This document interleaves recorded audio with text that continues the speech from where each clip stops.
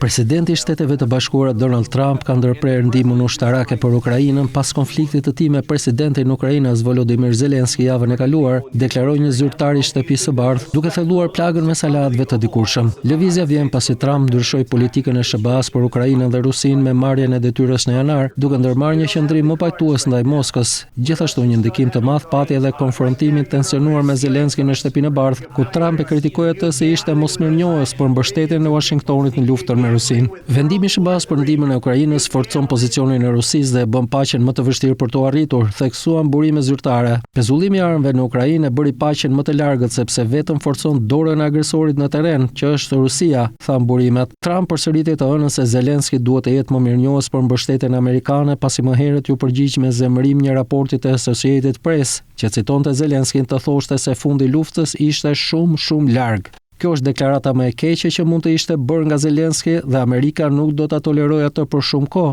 shkroi Trump në Truth Social. Që nga pushtimi i Rusisë 3 vite më parë, Kongresi i Shteteve të Bashkuara ka miratuar $175 miliardë ndihmë totale për Ukrainën. Administrata Trump shtrëngoi autoritetin e miratuar nga Kongresi me vlerë $3.85 miliardë për Ukrainën, por duke pasur parasysh tensionin në rritje midis Washingtonit dhe Kievit, duke e pamundur që ndihma të përdorej. Masa u duk gjithashtu se ndaloi dërgesat e pajisjeve ushtarake të miratuara nga ish-presidenti Joe Biden, duke përfshirë municione, raketa dhe sisteme të tjera.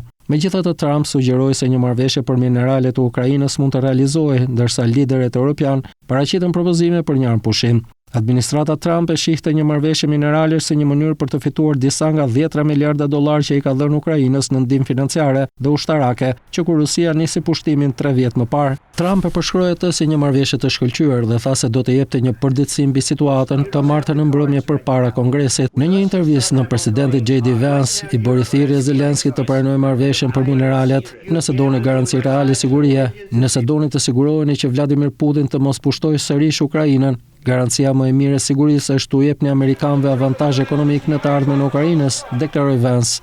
Zelensky ka bërë të qartë se një armpushim duhet të ketë garanci të qarta sigurie nga perëndimi në mënyrë që Rusia, e cila mban rreth 20% të tokës ukrainase të pushtuar, të mos sulmojë sërish. Trump ka refuzuar të japë një garanci të tillë.